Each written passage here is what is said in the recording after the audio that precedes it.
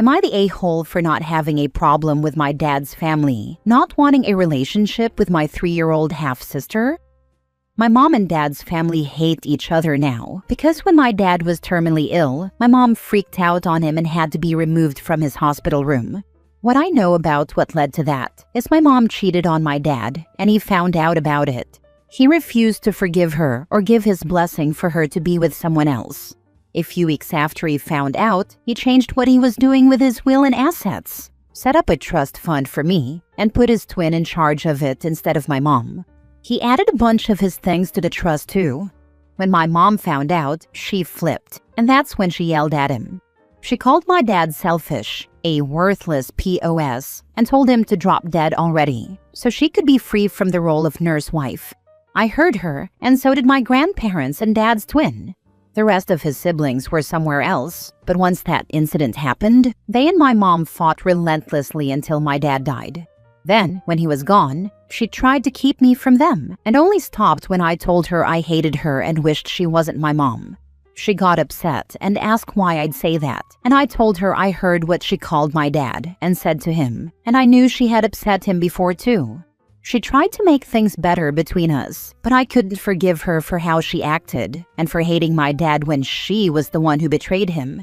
Her relationship with my dad's family doesn't exist anymore, and they don't even talk about me now that I'm 17 and can make plans without her. When I was 13, she got married again, and when I was 14, she had my half-sister. My mom's an only child, and her parents died before she had me. Her husband doesn't have a relationship with his family. They adopted grandparents from an old folks' home when my half-sister was a baby, but those people died. So my mom decided my dad's family should step in because of me. She said we're siblings and half doesn't matter, and they should love my half-sister because she's my family. And she said I should want them to, that I should make them be there for her, so she doesn't grow up feeling unwanted. It's been like this for more than a year now. My mom brings it up every time I talk to or see someone in my dad's family. When I wouldn't ask them, she showed up at a family day and asked them to include my half-sister and to be her family. So she grew up not feeling so different and distant from me. My dad's family told her they wanted nothing to do with my half-sister and that she isn't their family and never will be. My mom expected me to leave with her, but I stayed. Since that happened, my mom has been on my case more, and she's asking me if this is the kind of man I want to be. We fought, and I said stuff about her, how I still feel about her, and how I feel about my half-sister. I told her I didn't care that my dad's family said no to having a relationship with my half-sister, that I don't care, and it's her and her husband's problem to deal with, not mine. She told me I should care because it's my innocent half-sister we're talking about, not her, my mom, and the fight just escalated. Am I the a-hole? Now for the top comments. Not the a-hole, and I worry your mom is either high on something or very delusional.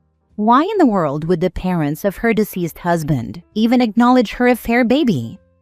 She says it's because my half-sister is my family, and my dad's family should think of the innocent kid. I think she even expects me to feel different if my dad's family actually starts to love my half-sister. But for years now, my mom has been different, or she's just let out how awful she is. So much nonsense from her has made me see her way different than I used to. Maybe she should have thought about your dad's family before she screwed another man? Even if new hubby came on the scene after your dad was gone, his parents don't owe her kids squat. I think she was with more than one guy when dad was sick. Her husband she met after. It got them into trouble because they worked together. I couldn't keep reading. My blood started boiling. Not the a-hole. Your sister is not that family's blood. And honestly, when you're able to move out, I say you seek your dad's family, seeing as your mom is trying to manipulate and gaslight you. I'm already moving in with them a few days before my birthday. We talked about it, and we have a plan for how it'll work without any hysteria from my mom. Not the a-hole. Also, she's 3, so how are they to have a relationship without mom involved? She's delusional. I even said that in a comment. It's wild to think with their history, my dad's family would be willing to deal with mom for a kid who isn't related to them and who even I don't even care about, beyond her being innocent, and I don't wish bad stuff on her or anything. Next story. Am I the a-hole for resisting family therapy and telling my bio parents I miss my real parents? My bio parents have me, 16 female, and my brother, 17 male, in family therapy with them because they want us to get over our grief and trauma and do more for them and our younger siblings. When my bio parents had my brother and then me, they were in their early 20s and let our grandparents take over most of the parental responsibilities. We practically lived with them, although not officially. We spent 7 days a week at our grandparents' house, and they took care of us. We'd sleep at our bio parents' place, but not every night, so sometimes we didn't see them for days. When I was about 6, my bio parents started trying for a baby, and I was 7 when they started over and had another kid, and then 2 more after that. My bio parents were more settled, but their focus was on the babies, and we were still at our grandparents' house every day. Eventually, we just felt like our grandparents were our real parents, and we called them mom and dad when talking to others, and our bio parents by their names. We actually always called our bio parents by their first names. When I was 13, Grandpa died in a car crash. Then, 6 months later, when my brother and I were staying with Grandma for a few nights, she had a huge seizure out of nowhere, and she died. We found her having the seizure, and the 2 of us were alone with her when she died. We were 14 and 15. It's been so hard without them. I miss my parents. And to me, they are my parents in all the ways that really count, because they did more for us than our bio parents ever did.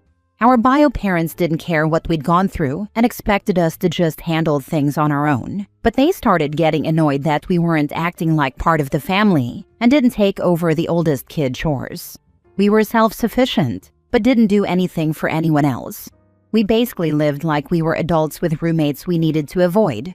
Our bio dad told us we had better start doing more if we expected anything from them. Then our bio mom told us we needed to stop acting like we died when Grandma and Grandpa did and realize we owed something to the household we were living in. My brother told her to put us in foster care then, but she said that would never happen because they'd be on the hook for child support. Our younger siblings were confused by it all, and we're more like strangers because we never spent time with them or had any relationship, and we still don't. When my bio mom heard me cry to my brother about missing our parents, she said that was enough, and we needed therapy to get this situation fixed. I didn't want therapy, and I don't want a better relationship with my bio parents. I'd prefer they send me somewhere else instead of pretending we're an actual family or that they were ever real parents to us. They tell the therapist every week they want her to fix us, so we'll get the heck over it. Last week, when our session got intense with my bio parents arguing with the therapist, I told them I miss my real parents, and I'll never stop missing the real parents who actually raised me. Because of what I said, they were more angry at me for not trying in therapy and for saying something like that to make the therapist dig deeper into things. Am I the a-hole? Therapy won't be what they think it will be. Any good therapist will tell them they need to respect your grief, not the a-hole. Exactly this. Grief doesn't have a timeline, and it definitely can't be pushed aside just because it makes other people uncomfortable. You're not refusing to heal. You're just being honest about where you're at and what you need. A real therapist would validate that, not force a narrative that ignores your pain. I am so sorry for your losses. Can you call the therapist yourself before the next session and request time with the therapist without your parents? I think therapy could be a great tool, but not if you can't speak freely and are going to be in trouble for what you say. There may be some options to get emancipated from your parents. Your therapist may be able to hook you up with a guardian ad litem who could help you navigate the court. There may be other options as well. There's nothing wrong with missing your parents. What is wrong is how your biological parents are treating you. My bio parents refused therapy for me and my brother alone, which was suggested by the therapist, so we can't have sessions alone with a therapist. I don't know if we'd be realistically able to meet the criteria for emancipation because we would need to be able to support ourselves, and everything's so expensive now. But we're both saving. You may be able to consent to treatment at the age 16. You can in Kentucky. May seriously be something to look into. I'm a therapist in the state. I didn't know about that. I'll look and see if we can do that here. Although paying would be an issue right now, still doesn't hurt to look. Thank you. Last story. Am I the a-hole for telling my dad and his fiancée how I truly feel and sending my dad into a deep depression? I am 18 male, am an only child. I live with my mom full-time. My parents are divorced. Some quick context. My entire life, my mom always picked up after me and my dad. They both worked full-time, but my mom handled breakfast, lunch, dinner, groceries, cleaning, laundry. What did my dad do? Mow the lawn, shovel snow, fix things like the sink if it ever broke. When I was younger, I always loved my dad because he would do fun things with me. Take me to sports games, play with me in the yard sometimes, buy me McDonald's or ice cream. He was the fun parent, and my mom was the caring one. She always made me food, helped me in school, packed my bags, comforted me when I was sad, and took care of me when I was sick. When I got older, I started to realize more and more how much my mom did, while my dad would sit on the couch and watch TV or stuff like that. My mom asked me when I was quite young to help her out with cleaning, etc., and I remember I would get mad at her when she asked. I didn't want to clean. Who does? But one day, after she got annoyed that I didn't even pick up after myself, I yelled at her to leave me alone. I was probably like 12, and that day I heard her cry in the bathroom afterward.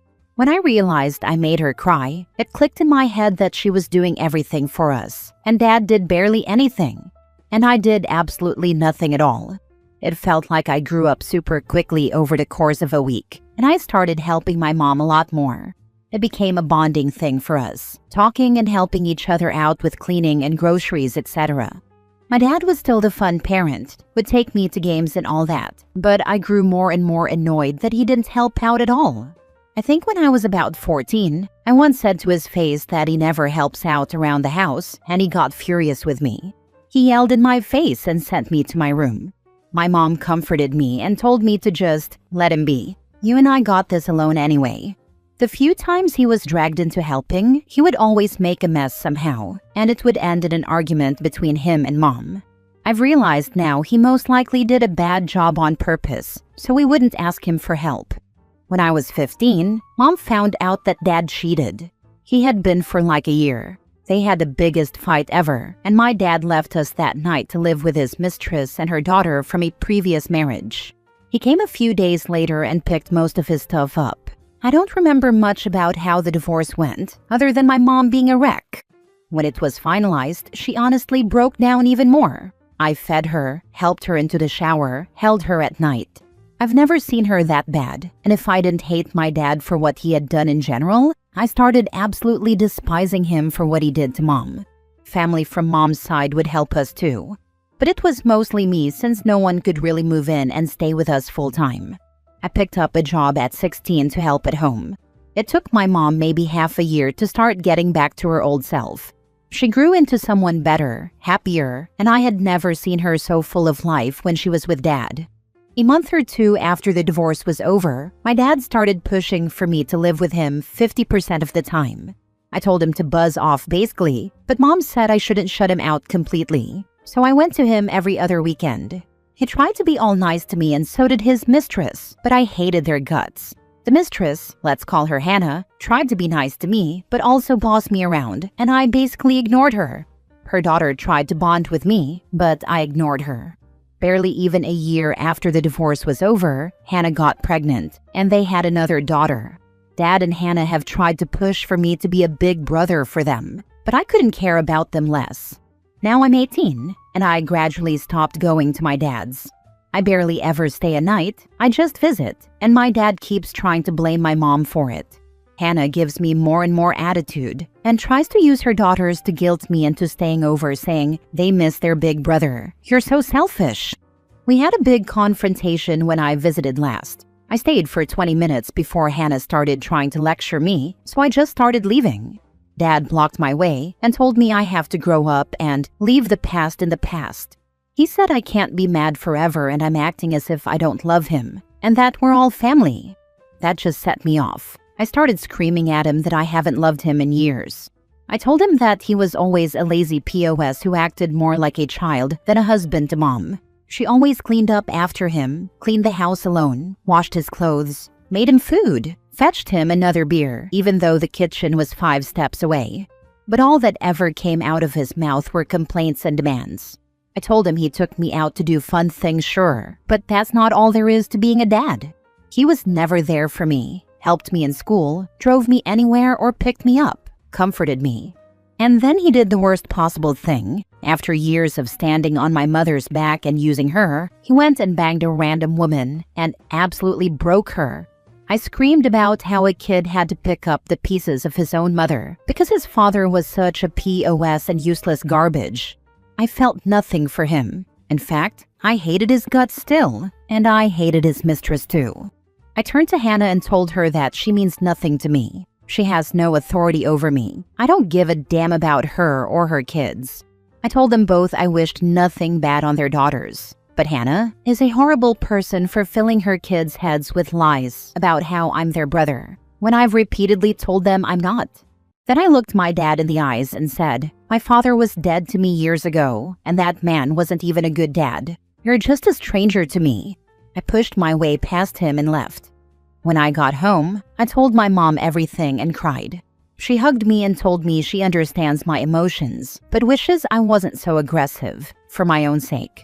My mom has never said a bad thing about my dad despite everything, and when I would curse him out, she always told me it wasn't worth it. My dad and his new family were silent for a few days, but then Hannah started bombarding me with texts about how I was a horrible son, and how my dad hasn't stopped crying since. I know he always wanted a son and wanted a close bond, but he's failed me as a father, and I don't care. But family from Hannah's side, I've met like once or not at all, have also started messaging me saying I was out of line and everyone makes mistakes. But I don't think it's a mistake. I genuinely think my dad's a POS and I don't owe him anything. But I guess all the hate from so many people has me doubting myself. Maybe I should have just left without a word? So yeah, am I the a-hole? Now for the comments. Not the a-hole OP. Your father created this mess and now he has to live with the consequences of his actions. I would block numbers of everyone who is supporting him, as you don't need their negativity. I would also suggest counseling of some sort, not for anyone else but yourself. And I would tell his side piece and her flying monkeys that any further harassment from them will lead to you seeking a restraining order.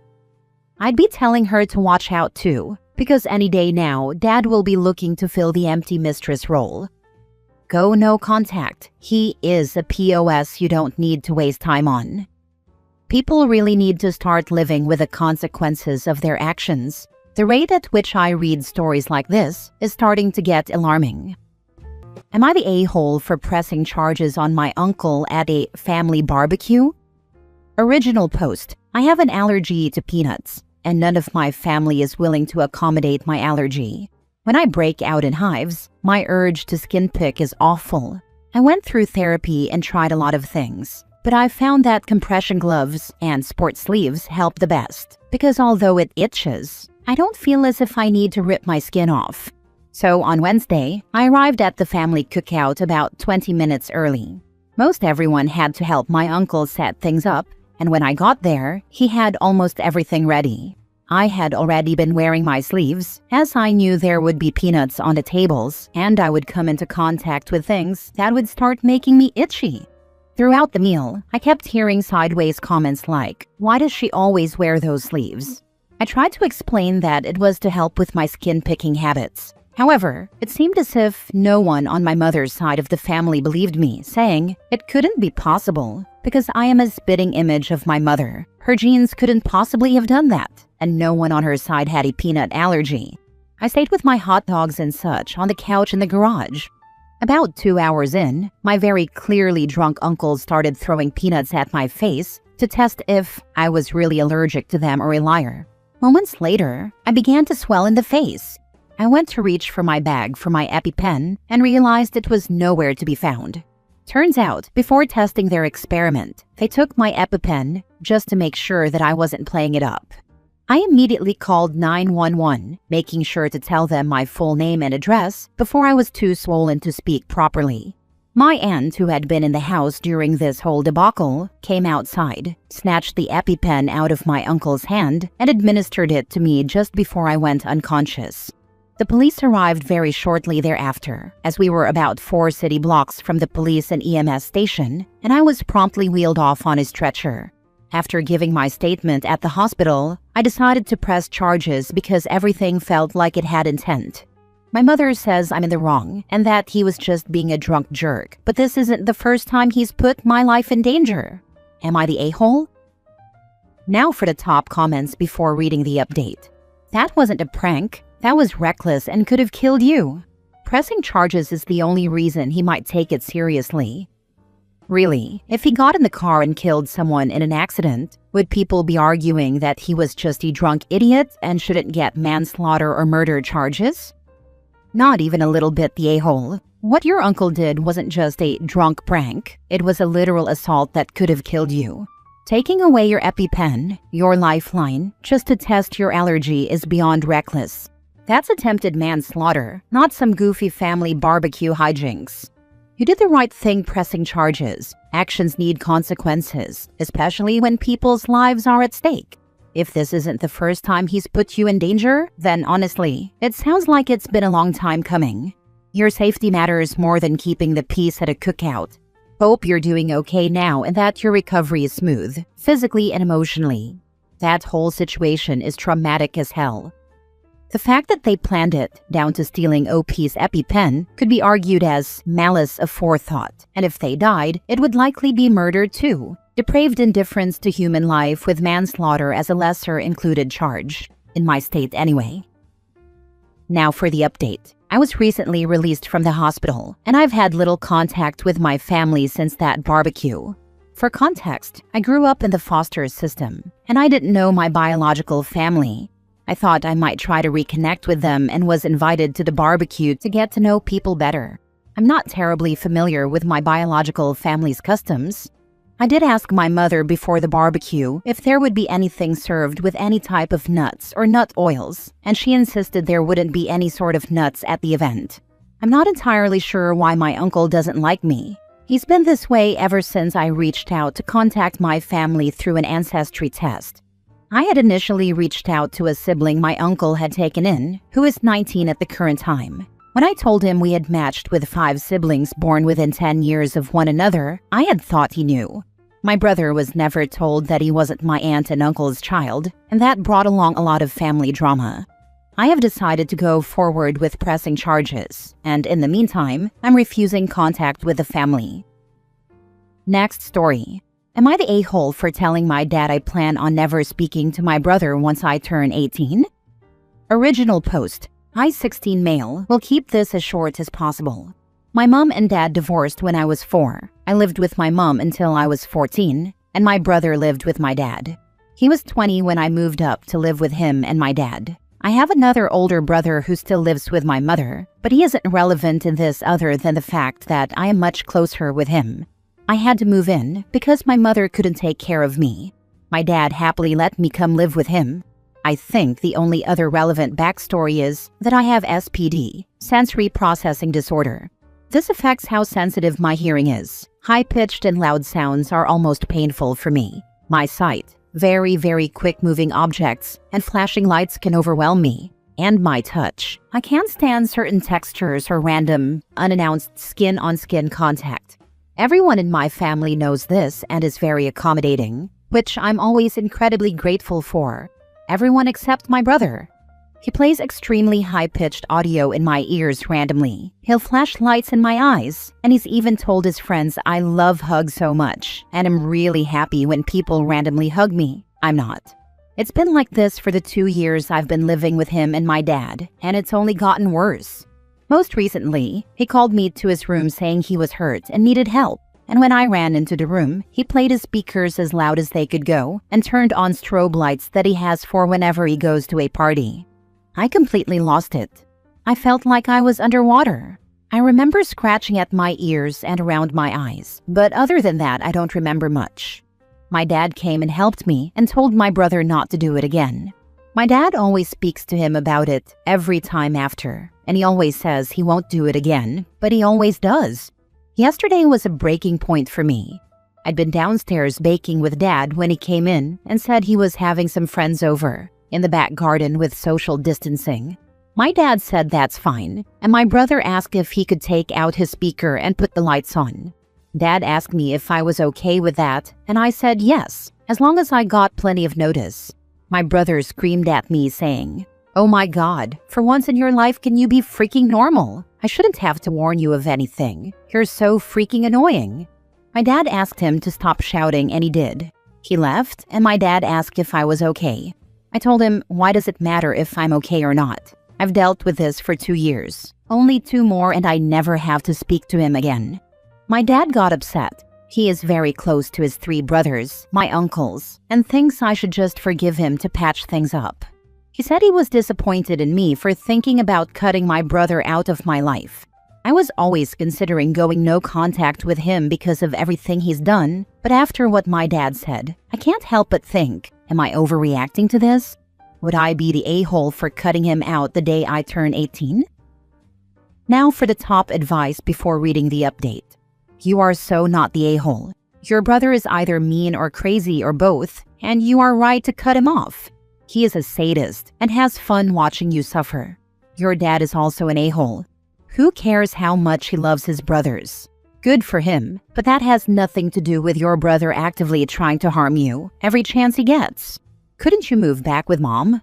Unless she is also abusive, you'd probably be safer there. And you're old enough to have some say in where you live. This. Also, can we please stop telling people that you have to love your family no matter what, even when they are abusing you? Nobody should have to put up with abusers simply because they are related to you. People don't have a right to be a part of your life, and if they can't treat you with basic human respect, why should you be required to continue being around them? He said he was disappointed in me for thinking about cutting my brother out of my life. Excuse me? Is he not disappointed in his 22-year-old son who abuses his other son who is still a minor? He has let his adult son live with him, despite the fact that his said son is abusing his other son, and has the audacity to say he's disappointed in you for not wanting to remain in that toxic relationship? What the ever-loving hell is wrong with your dad? He is supposed to protect you, to keep you safe. Instead, he forces you into a dangerous environment because family. He needs to understand that letting your brother do this to you is bound to put you in therapy for years to come and make you resent your dad, and rightfully so. He is morally obligated to protect you. It's high time he gets started. You're not the a-hole, and take it from someone who cut off an abusive family member. It was the absolute best decision of my life, and I have not regretted it for even a split second. You have to protect yourself. Your dad clearly isn't going to. So much this. Just look at your dad next time he says he is disappointed in you for not wanting to be abused, and say, well, I am disappointed you are letting me be abused by an adult, so I guess it is disappointment day. Now for the update. So much has happened since I posted this, so I wanted to come and let you know I'm currently typing this safely from my mother's, while my other oldest brother is chucking popcorn at me to catch in my mouth. Thank you so much to everyone who commented and messaged me. What James, fake name, did to me never registered as abuse until it was pointed out to me. I wouldn't have had the courage to do what I did without all of your support, so thank you for saving my life. After reading the comments, I decided to give my dad one last chance to put an end to James's behavior. I sat him down and told him that what James was doing to me was physically painful. How would he like it if someone smacked him and pinched him constantly? He told me he was sorry I felt that way, but I also have to understand how difficult it is for my brother to adjust to having another person in the house. I saw red. I lost it. I screamed at him that a 22-year-old should be able to get used to not being daddy's center of attention, that it was no excuse to exploit my disability to torture me constantly. He didn't say anything, so I walked out. Just left and walked to my favorite skate park nearby. I called my other brother Daniel and told him I needed him to come get me right away. My mom was at work, so I didn't call her. He was there in 20 minutes, and I told him everything James had done and what Dad said to me. I've never seen him as angry as he was. He told me to get into his car, so I did, and he drove us to my dad's. He told me to go pack all my bags and that he was taking me home. Dad tried to talk to me, but I ignored him and just started packing. I couldn't make out everything that was said, but Daniel laid into him, screaming his head off. I didn't have much, so I was packed quickly. He told me to go wait in the car. I found out from him after he came to the car, he was in the house an extra 10 minutes. Then he went to James and told him to never think of contacting either of us again. Apparently, James tried to convince him that it should have just been him and Daniel, that I shouldn't have been born at all, that everything was better before I was. Daniel punched him hard. He had 2 dislocated fingers that he got treated after we left. And that's it. I haven't heard from them since. Daniel told me to write a list of everything that sets off my SPD and that he'd make sure the house is as SPD safe as possible. My mom cried when I told her what happened and promised I always had a place with her and Daniel. Which brings us to now, watching the perks of being a wallflower, typing this with Daniel still chucking popcorn at me. Once again, thank you everyone so much for the support and help. I wouldn't be where I am now if not for it. I would love to know why OP had to move out of his mother's care. He said she wasn't able to look after him, but apparently that got resolved, or whatever the problem was before was deemed, rightfully, to be less serious than putting up with continuous abuse. Screw that crappy brother. All the good and kind genes apparently went to OP and the oldest brother, and just skipped the middle one entirely. I'm guessing financial troubles, illness, or addiction. It sounds a little more like his oldest brother, even though they had a good relation, never really understood, or knew how SPD worked, and that with his brother stepping up and the issues he had at his dad's, it is clear to Mom that the only solution is him living with her. 22 and torturing his 16-year-old brother because little brother had the audacity of having to move into his house, and it's the 16-year-old who needs to be more understanding? Both Dad and James have some serious issues to work through. Always ask a reasonable person to steady the boat. We must steady the boat for the crazy person who is rocking the boat because we know they're too unreasonable to stop. The little psychopath in me has always enjoyed rocking the boat, enough so I could throw the crazy person overboard. Apparently you can out-crazy the crazies. A side effect is having my family members slightly terrified of me.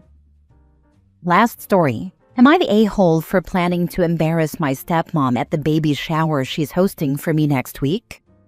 I, 23 female, am expecting my first baby with my partner, 26 male, and while I should be excited, I'm instead caught in a web of family drama I didn't ask for. A bit of background. I was primarily raised by my dad after my mom passed. He remarried when I was 13 to my stepmother Mary, 53 female, and our relationship has always been rocky.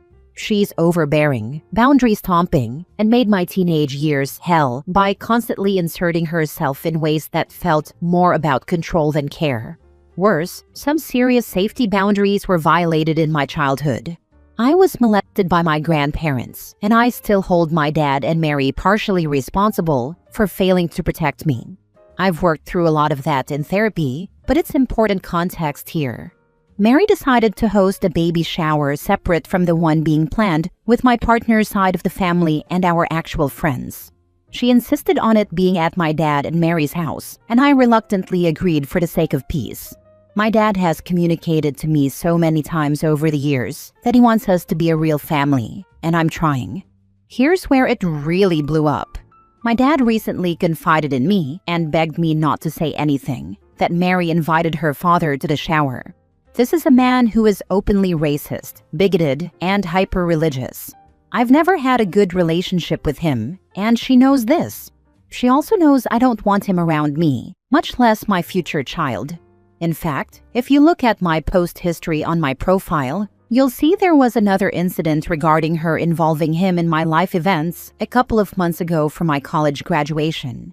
She was planning to keep his attendance a secret until the day of the shower. So now I'm faced with a situation. Someone who has disrespected my boundaries for years, who enabled an unsafe environment for me as a kid, is once again doing what she wants. This time, it's at an event that's supposed to be about celebrating a new life I'm bringing into the world, with all of her extended family involved, and my dad is essentially just saying, well, you know, Mary.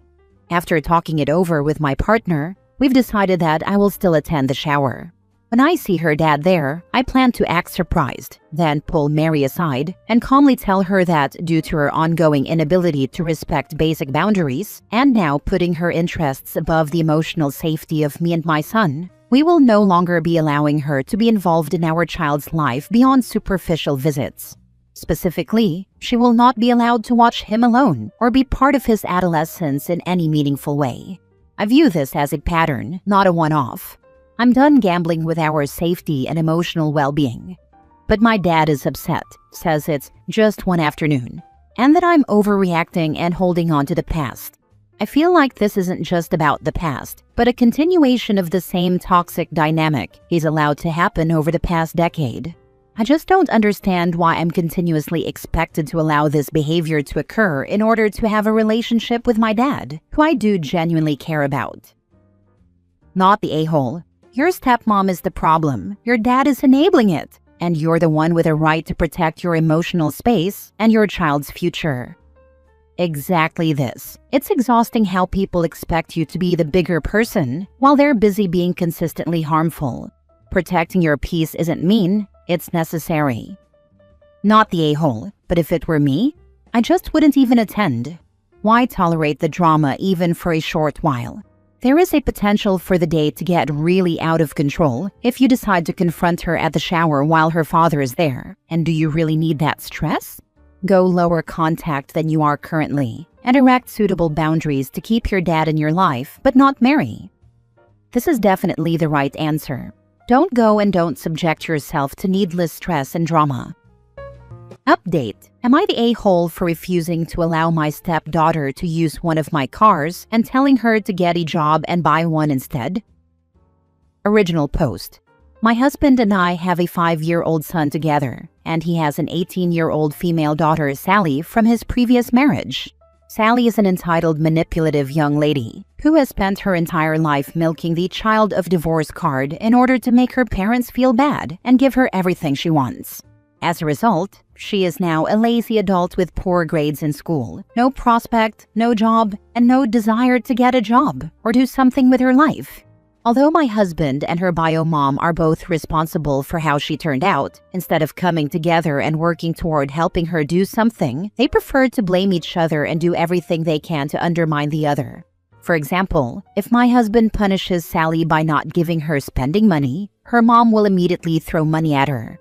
If her mom takes her car away as a punishment, my husband will immediately give her his car to use. It's a very strange dynamic they have, and very different from what he has with me. When I asked him why he is so different in terms of parenting my son with me versus Sally with her bio mom, he said I am his wife, and a normal, sane woman he can actually communicate with. Whatever. I feel like they are both wrong, but Sally is not my daughter, and I'm happy I don't have to spend too much time with her. Now that summer break has started, Sally has the most important problem in the world. Her car broke down and she needs one to use this summer to go places, meet her friends, go to parties, etc. Her mom is not willing to give her car because she needs it for work. My husband needs his car to go to work, and neither of them is willing to buy her a new one. So Sally, the genius, found the perfect solution and asked me to give her one of my cars. To be clear, I have 2 cars, a big SUV that was given to me by my employer, and a smaller one that I use when I go into town because it's easier to park. I refused and told her she can't use either of my cars.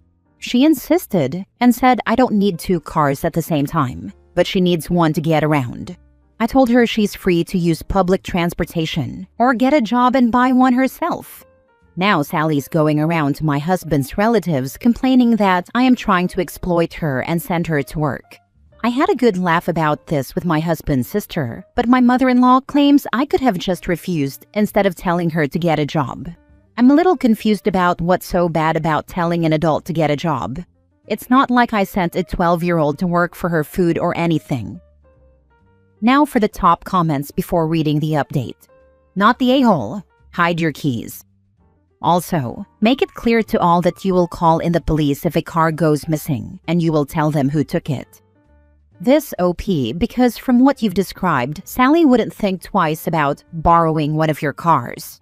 And if the SUV is a nicer vehicle, that is what she'll likely take, especially as her friends will all fit. Make it clear to both her and your husband that if either vehicle is ever missing, you will report it stolen to police and will follow through on pressing charges. If you start getting messages from her family members about how you are trying to manipulate her into getting a job, you need to confirm that as clearly as possible. You are trying to make her get a job and will continue to do so as long as you can. You have the opportunity to erase some of the damage done by her two enabling parents. Do not be deterred. The strange thing is that my husband agrees with me. Her mother totally hates me and is teaching her that everything I say is BS. My husband's sister agrees with me, and my mother-in-law babies her because she is her first grandchild. But I feel like no one in this situation is doing her a favor. I'm not trying to manipulate her, but her situation is so different from what I'm used to or how I parent my own child that it's insane. Like, how can it be so horrible to teach an adult responsibility? To want to give her direction in life? I don't know what they expect to do with her, honestly. They can't support her for the rest of her life, and it's sad because she is a capable, healthy adult. Even people with disabilities work and want to do something with their lives, so she has no excuse. Now for the update. Hello again. Thank you for all the feedback you provided on my previous post. I really appreciate that you spent your time giving me some ideas. The majority of you advised me to hide my car keys, because Sally would most likely try to steal one of my cars when I am not home. You are not far from the truth because she oftentimes does this with her mother's car, meaning she will take the car when her mom is not home without asking if she needs it later or asking for permission. So your advice makes a lot of sense. However, I refuse to do such a thing in my own home. I believe that if I end up in a position where I have to hide my things in my own house, we'll have a bigger problem that needs to be solved. Also, where does this stop? Today I have to hide my car keys, later my money, then my purse. This is not the kind of life I want to have, and it never happened to me as a teenager and young adult. When I used to live with my parents, I knew where everything was: car keys, money, documents, jewelry, etc. And I never took anything without asking. So, after reading a certain comment, thank you by the way, I had a good laugh. I decided to follow their advice but in a less dramatic way. I sat my husband and his daughter down to have a chat. I made it clear in front of my husband that Sally insisted on using one of my cars and I do not agree with it. Then I told Sally that I know she sometimes takes her mother's car without asking and warned her not to dare do something like that with my cars when I am not home, because if she does, I will call the police and report the car stolen. She was shocked and asked me if I would stoop so low as to report her for stealing, just for a car that I don't use or need anyway. I told her it's not me who would stoop so low, but her, because taking something that does not belong to you, especially after being told no, is the clear definition of stealing. So yes, I would report it. I think for the first time in her life she understood there will be consequences for her actions, and she did not protest further. After this, I asked her to clarify in front of my husband how it is that me suggesting she get a job makes me a person who tries to exploit her based on what she told my mother-in-law and sister-in-law. My husband had no idea about it and he just exploded. After hearing what happened, he told her it's good that we heard what she says behind our backs because he will give her even more reasons to complain. My husband told her she will not be seeing any money from him during this summer. Sally started crying and told him he can't do this, but my husband told her he can, and he will. His responsibility as her parent is to feed her, buy her clothes, and help her pay for school items. But that's it. She is an adult, and if she wants to party or see her friends, she should start paying for it herself, since she never appreciated anything she was given. Apparently, this is the hill my husband is willing to die on, and he even told his ex-wife about his plans, making it clear that if she wants to support Sally's activities this summer, she will have to do it alone, because he will not contribute to anything that's not a necessity. So yeah, this is where we are at now. Sally stormed out of our house and of course went to her grandmother to complain. But I am waiting. If mother-in-law opens any discussions about it with me, I will make it clear she is free to support Sally as much as she wants. We are not stopping her. Good to hear spouse supports you. Not always the case. It's great he's finally holding her accountable. Tough love is sometimes necessary. I read a similar story where the mother-in-law is always enabling OP's daughter's behavior. She's a few years younger than your stepdaughter. I think she's like 14. She vapes, sneaks out, steals, you name it. And mother-in-law is always there giving her 2 cents. And of course, it's always something the OP did wrong, because she raised 3 rowdy boys and never had this issue. Until one day OP had enough and decided that it's time her daughter moves in with the self-proclaimed Mother of the Year. Guess how long it lasted? Barely 3 days. OP had her mother-in-law on mute. She received voicemail after voicemail of her mother-in-law crying because she couldn't take it anymore. OP took her sweet time, of course, to collect her daughter. Not a peep from mother-in-law since. If your mother-in-law and sister-in-law is gonna enable her, then maybe it's time they take her in and see how they do. Next story. Am I the a-hole for asking my mother-in-law to be my backup birthing partner over my dad's wife? My dad, 50s, started dating his wife, Fran, 50s, when I, 30 female, was in college. From the beginning, she was too much for me. The first time I met her, she asked personal and intrusive questions about growing up without a mother and how I handled becoming a woman with only a man in the house and mostly men in my extended family. My dad was like, "Oh, she's just so excited to meet you, and she's looking forward to helping you in a female or motherly mentor role." I explained to her a couple of times in those early meetings that I wasn't comfortable sharing personal stuff with her because we didn't even know each other.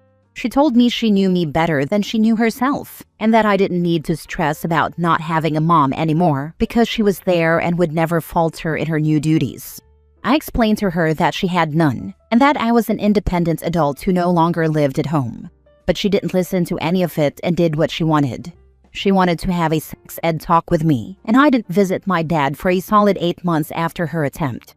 And not just because she tried to have a talk like that with me, but because she would not take no for an answer. Our relationship has always leaned very one-sided. She loves me, wants to be a part of my daily life, wants us to hang out, and for me to let her mother me, while I always have to psych myself up to see her, and I do not enjoy a moment of it. She has become very jealous of my mother-in-law too. I met my mother-in-law when I was 20, and she was a real sweetheart. Our relationship has become incredibly close over the years. When my husband and I were planning our wedding, she was incredibly helpful and supportive, and went for a walk with my dad's wife a number of times when she was trying to intrude, and wouldn't take no for an answer or when she was trying to cling to me. Mother-in-law stepped in enough times that we gave her a thank you gift after the wedding was all over. There's other stuff I could get into, but I don't want to make this a super long post. The issue we're having now is this. My husband is sensitive to blood and could pass out or become unwell during my labor. He's trying to work on improving this, so it's not an issue when I give birth to our first child. So we wanted to have a backup birthing partner for me, and I asked my mother-in-law, who said yes. She's the kind of supportive person I would want because she listens and would never try to force anything on me. My dad's wife is offended I chose mother-in-law for this. She and my dad are planning to stay at an Airbnb for an extended period before I give birth and for a while after, and because of this, she feels she should be the person I ask, as the actual mother figure in my life. I said nothing about her reaction, and I'm ignoring all her attempts to bring this up to me. I ignored my dad when he brought it up to me too. All I know is they still plan to come, and she's possibly going to attempt some in-person pushing of the topic, and probably expects some kind of apology. I don't think I owe her one or owe her being asked to fill in if needed, but maybe she's right and I'm wrong. So I'll ask, am I the a-hole? Now for the comments. Not the a-hole. Let the nurses know your wishes. They will take it from there. Absolutely. Nurses don't give a damn about anyone else's wishes but yours. Not the a-hole. You need to stop ignoring and get this addressed once and for all. You, with your husband for support, should have a sit-down or a FaceTime ASAP. Tell them you want them to listen and not interrupt you, and they can speak after you're done. Lay it out. It may be harsh, but ignoring them is just letting her delusions continue. Dad, I am happy that you have found someone to make your life more full. Understand that Fran is your wife, and only your wife. I am respectful of that and will always be respectful to her, as long as I receive the same courtesy. You have failed me by not correcting Fran's intrusive behavior, and we will no longer tolerate it. You need to do better if you want to have to remain fully in mine and my family's lives. If not, we may need to limit our interactions. Fran, I appreciate that you make my father happy. You are only my father's wife and will only ever be his wife. You are not a mother figure, and I will never see you as that. Your continued intrusive behavior has made me want to avoid my own father. Before the resentment grows to unbearable levels, you need to step back and understand your role as my father's wife only. You may or may not want to bring in your expected relationship level with your child. You will not be a grandma, or she may. Your call. I am sorry you are going through this, but you have to be strong now, or they are going to stomp all over you when you are postpartum and beyond. Congratulations on the coming of your new child. I hope it goes easy with whomever is your support. I was honestly planning to wait a while before seeing them anyway, since I know nothing I say will sink in. The only way to really ensure that kind of peace is to go no contact, and I'm not ready for that with my dad yet. That might be a point I reach, but it's less stressful for me to ignore and not see them until I'm ready. Last story. Am I the a-hole for punching my mom's boyfriend after he shoved my dog off the couch so aggressively it landed awkwardly on the floor, whimpered in pain, and couldn't stand on its leg afterwards? My mom's boyfriend, male 40s, does not like dogs. He doesn't have a phobia or anything. He just does not like them, and has said so himself. He came over and him and my mom were sitting next to each other watching TV while I, 19 male, was on the other couch just playing on my phone. He got up to go to the bathroom and my dog jumped on the couch and sat where he was sitting. When he came back and noticed that the dog took his spot on the couch, he shoved it so hard it fell on the floor, yelped and whimpered, and couldn't get up on its leg. It was a very hard shove and it all happened so fast. But when I registered what just happened, I stood up, quickly walked up to him and punched him as hard as I could, and then gently picked up my dog. My mom yelled at me asking me what's wrong with me, while her boyfriend got all up in my face swearing at me and threatening to beat me up. But my mom got in between us. I took my dog to the vet and he had a broken leg and needed surgery. I had to use all the money I've been saving up to make the surgery happen. My mom did not even contribute a penny. Despite all this, she is still mad at me for punching her boyfriend and doesn't understand why I acted that way over a dog. She wanted me to apologize to him, but this is the hill I will die on. Not the a-hole. Tell him you'll report him to the SPCA if he doesn't cover the bill. I would make him cover the bill and then report him. Screw him and people like him. Time to move out, bud, for your safety and your health and the health of your pet. Do you have any family that can help? I wish I did. This incident and other ones in the past, where my mom took his side even when he was wrong, is the reason I've been saving up to move out. But with everything that happened, that's not going to happen anytime soon. Then move out, and figure out how to pay for it later. That's the advice I wish someone gave me as a 19-year-old. I'm giving it to you now. When your mom finally gets around to calling, don't answer. She has made her choice, and until this runs its course, she's not choosing you. If only I could. It's literally impossible for me and my pup to move out right now.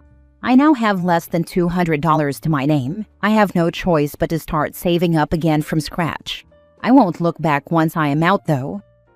Not the a-hole. Pet's her family. I would sue him and call the cops. I don't play with animal abuse. She needs to apologize to you or ties would be cut off. True, and right now my dog is more family than my mom is, with the way she has been acting. I thought about that, but I assaulted him. And also suing would probably require money that I don't have. It could be considered self-defense if you got up and hit him in the face, because you thought he was going to continue to hurt your dog, so you just acted on instinct to protect your dog.